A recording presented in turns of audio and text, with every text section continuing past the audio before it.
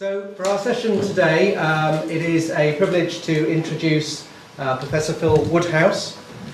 Phil is in the Institute for Development and Policy Management here at the University of Manchester. He trained as an agricultural scientist at Oxford and at Reading, and then worked in Mozambique for 8 years for the National Agronomy Research Institute and the FAO of the United Nations. After coming back to the UK, he was based first of all at the Open University and then at Manchester. He's undertaken work in a number of countries in Francophone Africa, as well as in Southern Africa and in East Africa, and he's also done collaborative research on Brazil. Phil was head of the Institute for Development Policy and Management from 2003 to 2006 here at Manchester, and in 2008 he served on the Development Studies panel for the research assessment exercise. So it's great to have Phil with us today. Thanks very much for coming. Over to you. Thank you. Just can I check before I start? Yeah. Gavin, roughly how long do you want me now? Right. So we have until 12:30. Yeah. So half an hour for questions, something like that. Yeah. We'll see how we go. Yeah. Thank you very much. Can everybody hear me? Yes. Okay. Nods around. Okay. I did bring some handouts. It didn't look to me as if there were enough, but I hope everybody's got one. If anybody hasn't, there are some spare ones here at the front. This is the first time I've encountered you, so I'm not quite sure how much background you have and whether it corresponds with anything that I'm going to be talking about. So we'll feel our way. If I say anything, if I'm talking about anything that appears completely incomprehensible, do please raise your hand and ask me to clarify, because, as I say, I'm not familiar with your background here. So I've called this Understanding Struggles Over Land, and I guess my main guiding idea here was to try and talk about what we should have as starting concepts if we're approaching questions of struggles over land. I should say at the outset that I'm speaking largely from my experience of working in sub-Saharan Africa, and that clearly doesn't necessarily extend to all other geographical areas in a simple way. But I think that some of the basic ideas that I'm going to be talking about hopefully will be useful no matter where you work. So first of all, I'm going to just very briefly talk about theories of change in terms of land, and what kinds of ideas often underlie discussions of struggles over land. I'm going to then move on to how those have underpinned our thinking, particularly in terms of community-based natural resource management, which hopefully will become a bit clearer later. And then I want to move on to really what I think are what I want to propose really as starting points for thinking about land. And as I say, these are based largely on my ideas about, not just my ideas, but thinking about struggles over land in Africa, but equally I think should raise questions about how we think about struggles over land elsewhere. And one could argue, of course, by talking about land, there are many other natural resources which would be linked to land, such as pastures, forests, to some extent water. And so these ideas hopefully will be more widely applicable. Anyway, here we go. The first thing I want to say really, or acknowledge, is that a lot of discussion about struggles over land essentially start from what is a Malthusian basis, which is to say, oh well, there is increasing population, therefore there's increasing scarcity of land, therefore there is struggles over land. And I think that underlies a lot of thinking. And what I've tried to do here is just recognise the links between other frameworks that are often used One is Hardin, of course, the tragedy of the commons, very much informed by that kind of idea. It's slightly different in the sense that what he's talking about is institutional failure, a failure to govern land. But essentially the dynamic is increasing pressure on land by increasing the number of livestock, by increasing the number of users of the land, and the failure to control that process. So whereas Malthus said, look, this is inevitable, if you increase the number, the pressure on the land, then the land will be degraded and production will collapse. Hardin's saying much the same thing, but in his narrative, he said, but there is a way of arresting this by top-down government control, or by dividing up the land into individual parcels, and each individual will manage their own plot. So his basic question here, his argument is, look, the failure, the problem of the Malthusian tendency is that we don't have control, because Malthus said much the same thing. And saying that actually the problem is the nature of the commons. Now I've indicated over here these two other boxes. There's an explicit opposition to Malthus in Esther Boserup's work, where she basically said, as population increases, so you do indeed get greater pressure on land and on other resources, but you also have a greater number of brains per hectare, not just the number of hands and workers per hectare, but also the greater number of brains per hectare, therefore the greater capacity to innovate. And the argument being here that as population grows, you move to more intensive, but also more productive ways of using land. So a move from extensive to intensive production, which she argued was a way of countering the Malthusian tendency. And there are plenty of people who have looked for evidence of this, and indeed a very famous study by Mary Tiffin and Michael Mortimer and their collaborator Gichuki from Kenya looked at a case study in the Machakos area of Kenya. They wrote a book on the basis of that called More People, Less Erosion. Is anybody familiar with that? You've come, so some people have read it. So there is this Boserupian thesis has not only generated theoretical interest, but also has generated empirical study, and indeed, arguably, empirical evidence to suggest that indeed increasing population is not associated with an inevitable decline and degradation of land. Now, one could dispute exactly the findings of Tiffin and Mortimer, and indeed there are other studies in the area which lead to a somewhat more nuanced interpretation of this. And if you want, we can discuss it. But I think it does, to an extent, feed into the question of understanding the processes of socioeconomic differentiation. And one of the arguments I would put really in relation to that particular interpretation is that it tends, as indeed Malthus's work does, tends to see the population as relatively undifferentiated, whereas in practice, processes of changing technology and so forth, increasing productivity, are not, in general, are not equally distributed in the population.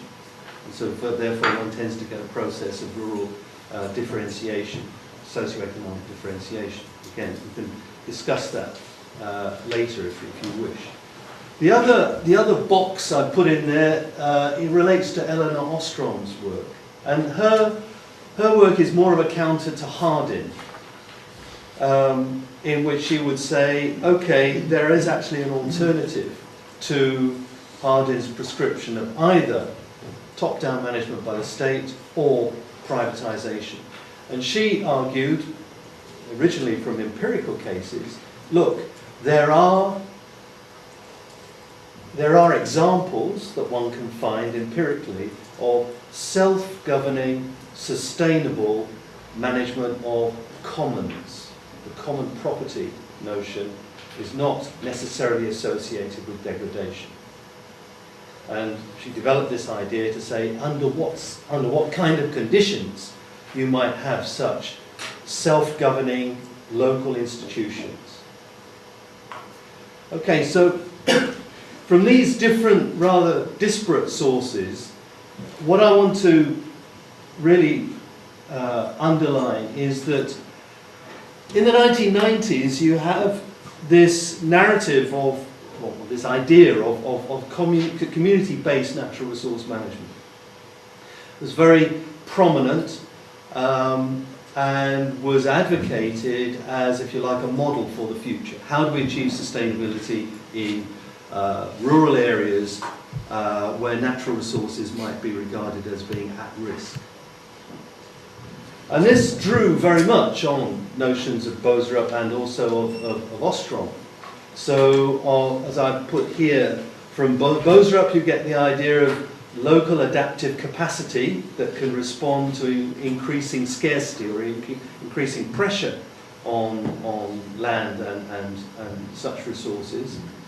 An argument's drawing on Ostrom, which says if you have local control of the commons by local institutions, you can have sustainable long-term management. These two ideas very much basically feeding into a notion of decentralized local control as being, if you like, the answer. I think this is the important point, is that this is then portrayed, and you can see this, you know, in organizations from the World Bank through to NGOs and IIED, for example, very much in favor of this kind of model. And so you have what I've put here as what I've said, a construction of the community, and a community as a realm not just of sustainable natural resource management, but as a community which is in some way autonomous, as some autonomous existence from the state and the market. And you see this kind of notion very much bound up with the idea of importance of civil society. In Latin America, you can see this kind of conception involved in the idea of social movements, or as somehow creating an alternative to management by state or market. And I would say, you could say similar things about the way customary authority, or traditional authority over land, traditional land rights, customary land rights, were conceptualized in sub-Saharan Africa. And this seen in the sense, so you have IIED in the 1990s arguing for a strengthening of customary rights over land. And this being seen as a way of protecting customary land use, those with customary rights, both from government, in terms of government appropriation of land, and also from the market. So within this kind of thinking, you have a sense of the community as being, let's say, a realm in which sustainable self-management of resources is possible, and by inference, and often by explicit statement, you have the idea that if you have a failure of that system, it's because of external forces. Either the state has interfered and made local management somehow dysfunctional, or you have the incursion of market forces, which has similarly broken down these local managerial arrangements. So essentially, as I say, in the 1990s, you have a drawing together of these different ideas into this notion of community-based natural resource management, in which, as I say, it's sort of constructed as an alternative, and somehow a counterbalance, a protection almost, from both state and market. Now, caricaturing a little bit, but actually if you look back and look at some of this work in the 1990s, I think it stands scrutiny. What I want to talk about really is the need to problematize this, I suppose. And particularly looking at the African context. And indeed the readings that I sent out, I think were distributed before this talk, went into this issue of the problem of customary authority. And these are basic points which I suppose I've developed in more detail in those papers. The obvious one is that customary authority, conceptualized as somehow indigenous, is quite problematic in the sense that it's quite clearly reconstituted by colonial administration. And this is widely recognized, but in the discourse of community has tended to be lost. So one has a discourse of community, but you also have discourse of elites. And exactly where the customary authority fits in this is often not clear.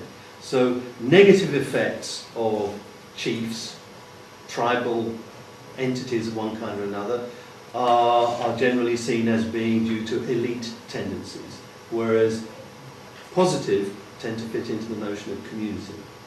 I would say that you need to, in a sense, open up this question of customary authority and recognise where it comes from. And I think in particular, I would say it's very important to recognise the role of the colonial authorities in defining tribal land as outside the market. In other words, the key, for me, the key role of colonial intervention in African land administration is to make this definition of there's part of land which is available to the market, the realm of land titles and exchange through market relations. And there is that, generally land occupied by Europeans or land in urban areas, for example. But then there's this other area out there, generally in rural areas, which is somehow defined as managed by customary or tribal authorities, which have been defined as such by the state, by the colonial state. But these areas are exempt from the market, cannot be bought and sold.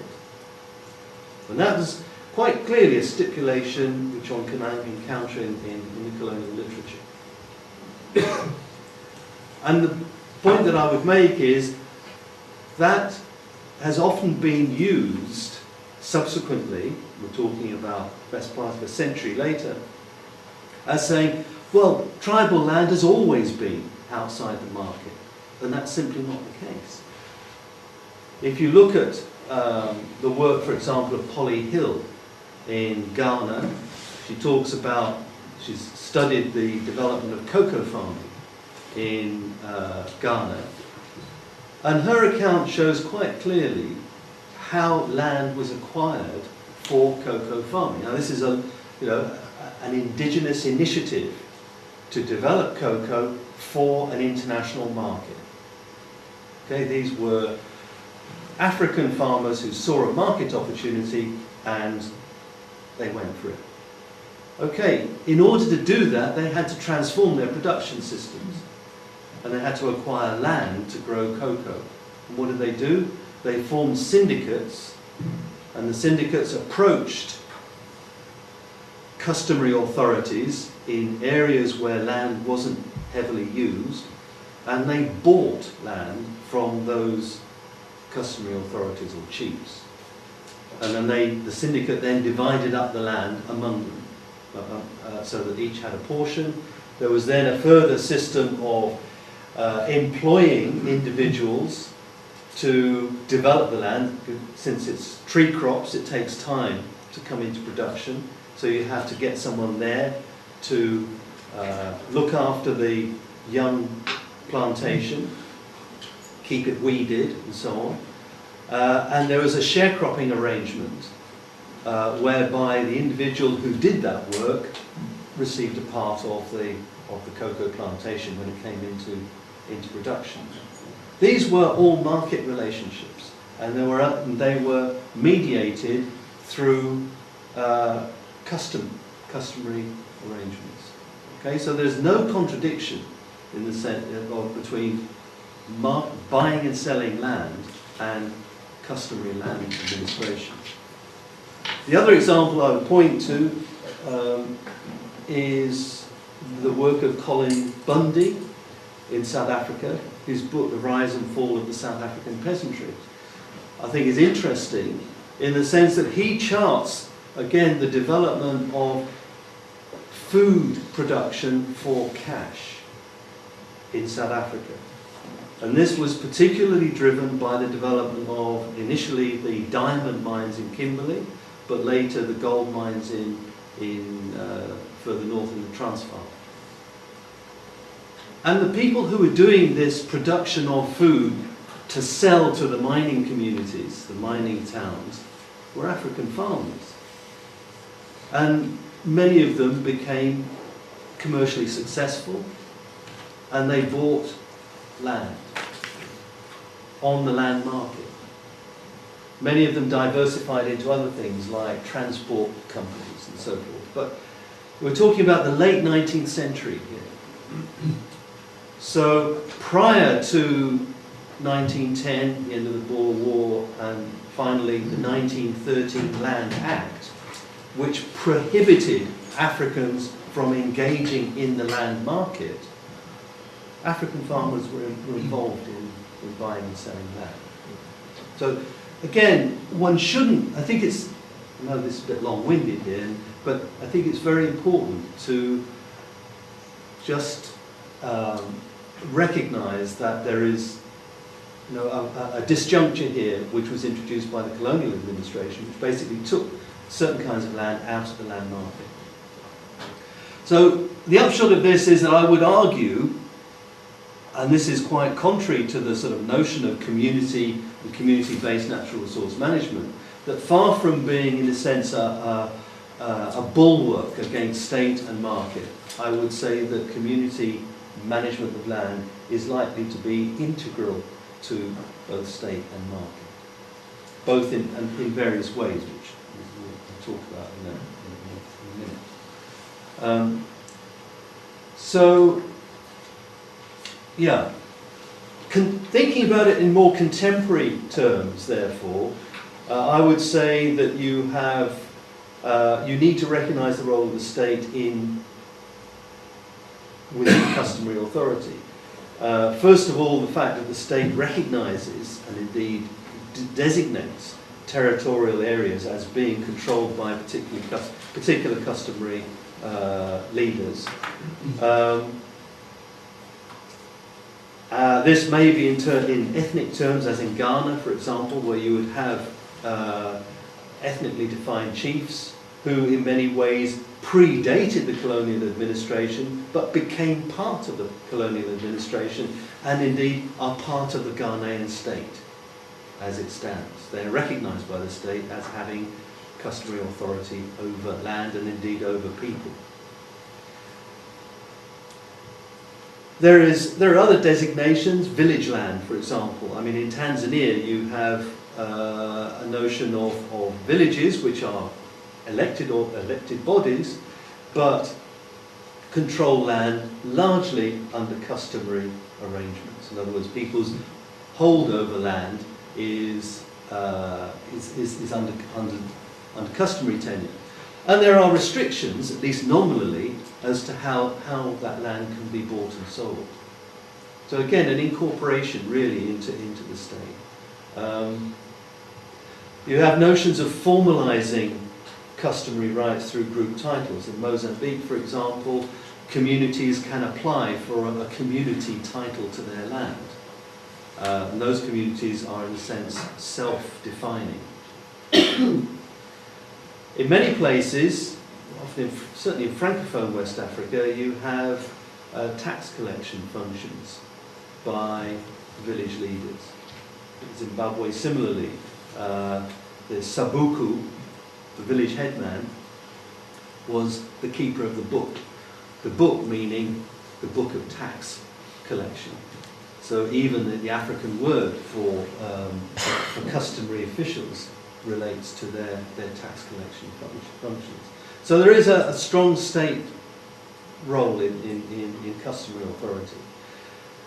And similarly, operation of markets. I think there are a couple of points that I want to make here. One is that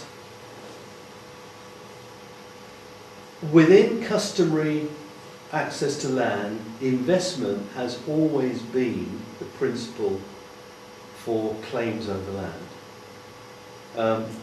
Generally, people who claim land, like the strongest claim in customary terms, is who cleared the land. In other words, who invested labour in clearing land for cultivation? Who was the first person to do that?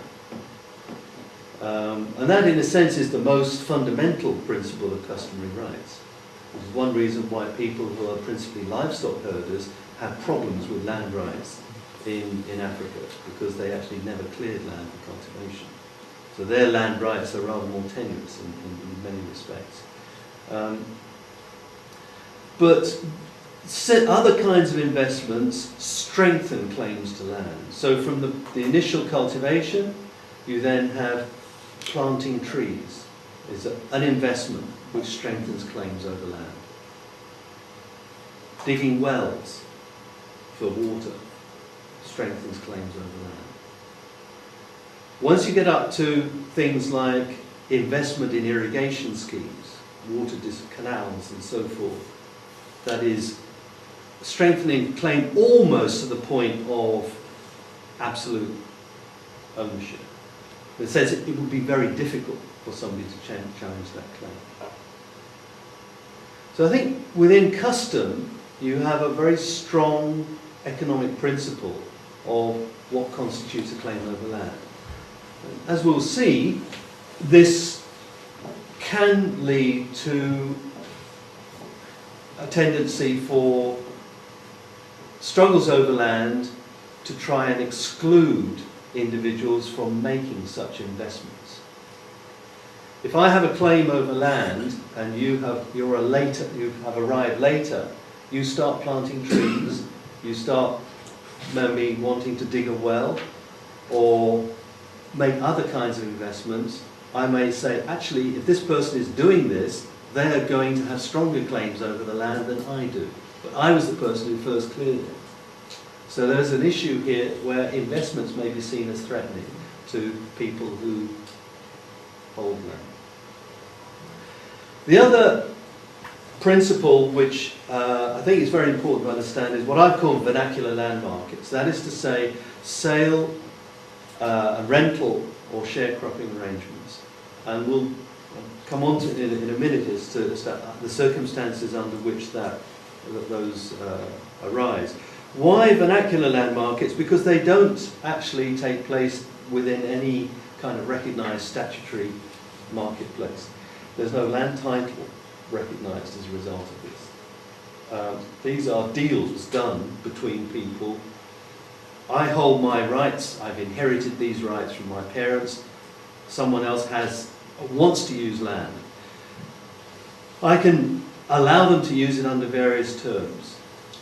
There are loans, which may or may not involve any kind of monetary transaction. There are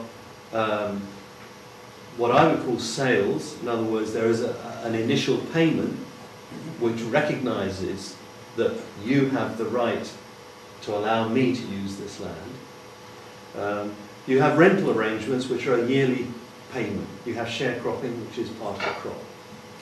I grow a crop, I share it with the land, the person who holds the rights to the land. So these are all informal, what one would call informal but market relationships. Now there is a debate as to how much they are real markets or not. In other words, do these, there's certainly a a view that says, well, actually, these are often token payments. I think it's quite hard to draw a line between where the tokenism stops and the market takes over. And I would say that actually a test of this is who is determining what the payment should be. If it is the holder of land rights, in other words, the seller, who is determining how much, then effectively you're in a market situation. If the seller simply says, oh, well, you, the buyer, as it were, or the renter, they can determine how much, then I think that's more likely to be more tokenistic. But to the extent that the seller says, it's so much, then I think you're effectively talking about more of a price mechanism. That's my sense, anyway. But certainly, one of the features of these kinds of markets is that they can be very insecure. In other words, they may be contested, either by the individuals who are parties to the agreement. Classic case of this, I guess, is in Ivory Coast with the work done by Jean-Pierre Chauveau on the tutorat, what was called the tutorat. Is anybody familiar with Francophone Africa literature at all? Okay. Basically, this is a case where individuals from, classically, these are individuals coming from Burkina Faso over the frontier into Ivory Coast to grow pineapple for cash. I mean, these are cash crops. Could be pineapple, sometimes it's cocoa, but these are cash cropping farmers from Burkina Faso looking for land. They will enter into an arrangement with an Ivorian landholder, and payment will be made. And there is then a debate afterwards, because the land goes into production, money is made, and the landholder then goes back and says, yes, now you have to recognize that you have a relationship with me. Let us now negotiate what that relationship involves. I will now be your representative within this community, and you have to recognize my role as doing that. So, more money. In other words, there is a question here as to what exactly is going on. Certainly, in the literature, there are people who have paid money for land who clearly thought that was it, a sale. The sale concluded the relationship, which is normally what happens in markets. You make a payment, you conclude the deal. It appears, though, in the tutorat, the payment only begins the relationship, and therefore you have a continuing relationship, much more like a kind of rental arrangement, actually, or a lease. Okay, but there are insecurities about what exactly was agreed, and for that reason, there are tendencies within these kinds of markets for people to try and secure them. And the way that they secure them is through what's often called the petit papier, the little papers, the sale agreements that people draw up and get witnessed. They even take it to the local administrative office to get a stamp put on it. All of this has no basis in law, but these are attempts for people, by people to try and formalise these agreements, try and protect themselves from being having the agreement rejected later on. There are also tensions around this because there is, as we've seen in customary tenure, the notion that land can't be bought or sold. That land has to be distributed within the community or within the immediate lineage of the people who hold land rights. So members of families or members of communities who feel that they are somehow losing out in terms of access to land may start challenging the fact that somebody's come from Burkina Faso and they're using land and I haven't got land. So there are tensions that arise around this. So the vernacular land markets are certainly marketized transactions, but they're subject to quite serious customary contestation in various ways. And this, I think, is an important element of like some of the struggles that we see over land, particularly in sub-Saharan Africa. Now, so moving on really to talk about what I think it was doing research on land, therefore I would point to two basic sets of issues that you need to start looking at. One is what I would call the economic dynamics. And key things here, I think, are, I've just identified two here, I'm sure there are more one can think of, but changing market opportunities. I mean, these are the main key drivers of what shapes what people do with land. Market opportunities such as new roads, water infrastructure, irrigation, these things get constructed and they radically transform the market arrangements. They create new opportunities to sell things, fundamentally. Okay. Other factors, urban and industrial growth. That's where the market is. Agriculture is driven by markets. And the market is urban or industrial growth. I mean, what's going on in northern Mozambique at the moment, for example, you have a huge investment in coal mining going on. This is going to create 1 and possibly 2 new railway lines, a new port, possibly a new airport. Huge amount of investment going on. One of the effects of that is that there is a big change in the nature of the consumer market. And one can see growth of things like chicken consumption. Now, I mean, that may sound very mundane, and arguably you could say, okay, well, that'll just be a matter of imports of Brazilian frozen chicken, which after all is pretty cheap. Except that the Mozambican government has imposed certain restrictions, like chicken can't be imported into Mozambique beyond a certain date from slaughter, to prevent out-of-date dumping, which was going on. And as a consequence of those kinds of protections, and degree of tariff protection as well, what you have is a big boost to domestic poultry production. And there are entrepreneurs involved who are taking up that opportunity. Well, you might say, well, okay, that's just chicken production. But what does chicken need? It needs ration. What does ration involve? It involves maize, but it also involves soybean. Now, soybean, historically, has always been imported from Argentina. But prices have suddenly gone very high ever since 2007, 2008. Prices have gone through the roof, partly, well, anyway, they have. We'll get into why that is. One of the effects, therefore, is a huge interest in, can we produce soybean in Mozambique? Actually, you can produce soybean quite well in northern Mozambique. And as a result, you've had a boom in soybean production among small-scale producers. Now, you know, that is driven effectively by urban industrial growth. And you can see, therefore, quite a direct push towards increasing demand from local producers. Okay, in a particular situation, I mean, in other circumstances, it could well be that will simply drive imports of food.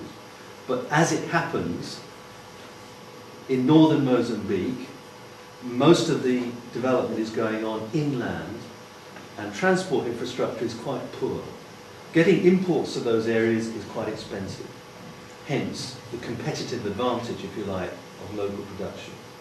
So one can see these kinds of things going on. But just as with the South African farmers, when Kimberley was producing diamonds and so forth, these are areas of growth of agricultural demand, and they will push changes in land use.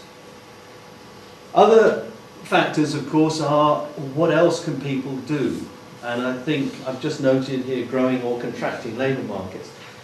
And I think the important point is that actually from the 1980s there has been a contraction in labour markets, especially for more educated labour in urban areas, that possibilities there used to be aren't there so much. Now that may change again, but certainly one of the effects of that, and one can see it a lot in West Africa, is growing interest among urban people in investing in agriculture. I say investing in agriculture, not necessarily in doing the farming themselves, but it is a factor. So changing market opportunities, you have to understand what's the broader market context for land use, and how it is changing. And it is changing. I mean, one can't assume that this is somehow static. Related to this are processes of migration, and here I want to emphasize the rural-rural migration. Everybody talks about rural-urban. I think the important point here is to recognize in sub-Saharan Africa, and I suspect also in parts of Latin America, the rural population is fundamentally mobile. People tend to have a view of African rural society as somehow in villages, in communities. I don't think this is what you will find. By and large, you will find quite heterogeneous communities, many of whom are migrants from somewhere else. And this is particularly the case where you have growing agricultural opportunities. So I mentioned the Burkinabe in Ivory Coast, for example. We're talking about very large numbers of people, tens of thousands of people, moving into areas where they can see agricultural opportunities.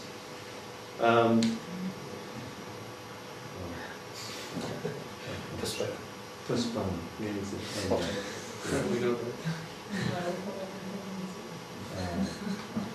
right. So we need to just bear in mind the fact that there are large numbers of people moving around rural areas looking for opportunities, and they will tend to accumulate in areas where there are where agriculture is growing. Linked to that is the idea that actually in rural communities you will generally have differential land rights. And I mentioned this issue of new arrivals entering into sale or rental transactions and so that this issue of the autochtone, the people who are somehow belonging there, who are by definition the holders of customary land rights. And they will be the ones that are selling or renting or whatever land to migrants who are coming, more recent arrivals. Now these may be people from the same ethnic group, maybe people from different ethnic groups, maybe foreigners from an entirely different country. But I think, therefore, when you look at rural communities and you're thinking about land rights, one of the things that you need to start with is an assumption that they will be quite differentiated within the people who live in a village. And that will be a matter of historical settlement patterns. And because it's differentiated, you can expect various kinds of relationships between different families or different groups over land. The third element which is linked to this, which I alluded to earlier, is what I call the monetization of family land. In parts of Africa, and particularly in West Africa, where you have matrilineal inheritance patterns, that is to say, land is inherited through female succession, but land is administered generally by the brother of the woman through whom it is inherited. Okay, so it's not to say that women control land, it's just that it is inherited through the female line. Essentially, in such systems, typically you have an older male relative who is regarded as the administrator or the manager of the family land. Historically, that meant that they, generally in consultation with other older members of the family, would allocate land to different members of that particular extended family. Okay, so these could be quite large areas of land. Tendency more recently, and you get this in the work of Kojo Amanor, but also some of the French researchers working French, they say francophone, I should say, French, francophone African researchers. Kojo Amanor works in Ghana. Francophone African workers in Ivory Coast, but also in places like Togo, Benin, all write about this particular monetization process. Essentially, the administrator of the family land is also regarded as the person who has to provide for family members in important ways. And the most important way, I suppose, is education. So he will be responsible in many cases for school fees. Essentially, you have a greater requirement for cash and a tendency to see managing family land as a way of generating cash revenue rather than simply distributing land among family members. And a tendency, therefore, for family land to be allocated according to its, let's say, to maximize cash revenue. And that means increasingly feeding into into rental or sharecropping arrangements with foreigners or outsiders. In other words, non-family members. Kojo Amanor talks about the problem of junior members of families who are looking to gain access to have their rights to family land and being basically told by their uncle, whoever's administering the land, well, how much are you going to generate from it?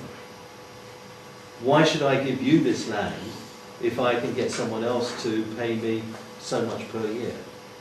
If you can do that, fine, you can have the land, but then you're paying me rent. Okay, so a monetization of the relationships over land within kinship groups. And this is certainly a source of tension. There's a paper by Ivorian researcher Kwame, who published a paper in Africa about 2 years ago, which talks about the conversion of these intra-family tensions over land into inter-ethnic conflict. In other words, younger members of families who felt themselves being excluded because land was being preferentially rented to Burkinabe in Ivory Coast, organized themselves to effectively run the Burkinabe out of town. They said, these people are taking our land, so therefore we were organized to expel them. And this was part of the spark behind some of this inter-ethnic struggle in Ivory Coast. So this is certainly a source of tension. So these are economic tendencies. I'll conclude really with what I call political dynamics. And this is really about what are the political arguments over land. I think one, and this relates clearly to what I've just been talking about, is the notion of ethnic land rights. How much are land rights ethnically determined? And obviously in terms of custom, that is very largely the case, versus people are using the land. And one finds this quite explicitly, particularly in West Africa, where you have these quite highly developed rental arrangements. Land to the tiller or land to the holder of land rights. And I think this is, one needs to be prepared to encounter situations where the holders of land rights may actually be a minority of the population. And everybody else is effectively a tenant in one kind or another, or a sharecropper. And there are clearly tensions around these kinds of arrangements.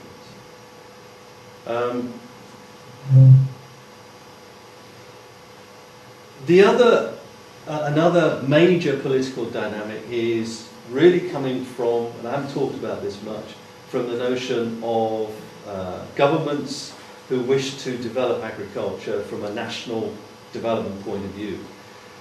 This is associated with the so-called land grab, which has had a lot of attention recently, where there are arguments about whether agricultural development will be best pursued by existing small-scale producers or by bringing in foreign investment, large-scale investment to develop agriculture using investment in things like irrigation and mechanization and so forth.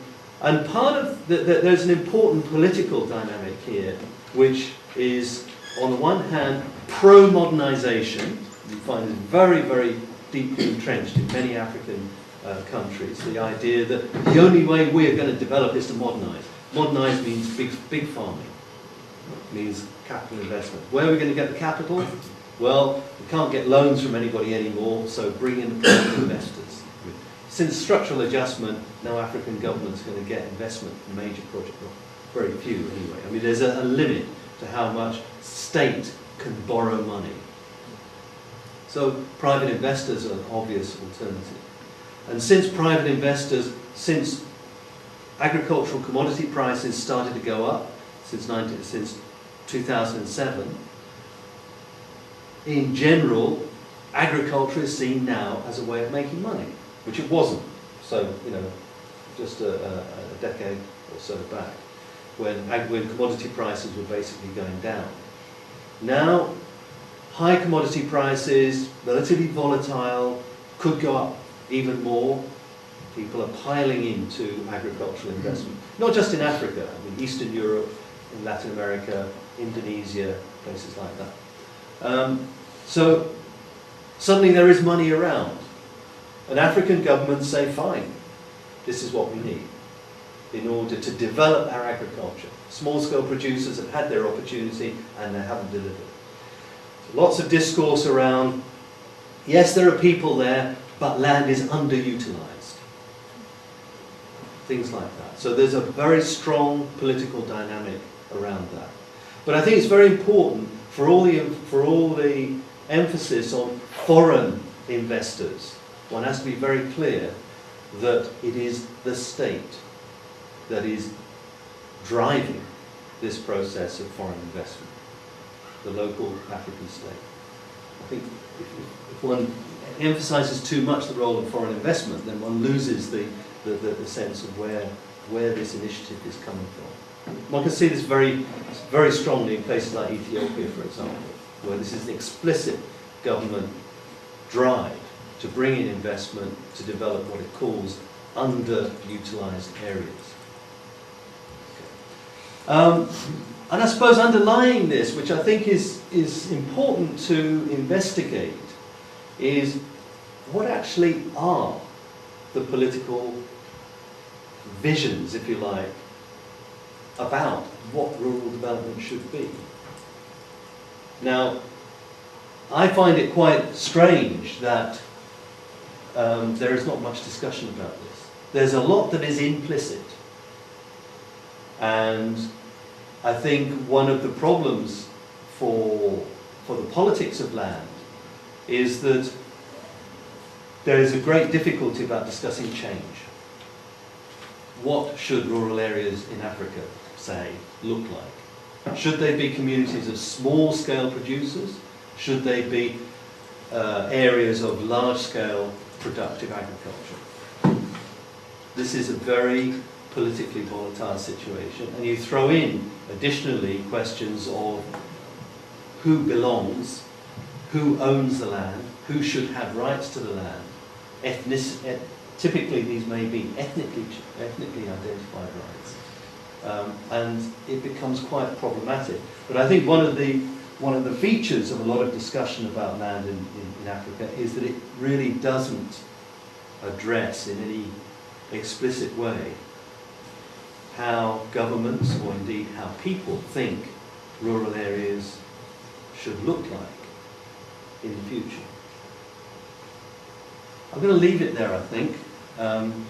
and see what we Okay, thanks very Talk much, about Bill. Thank you. Okay. Thank you.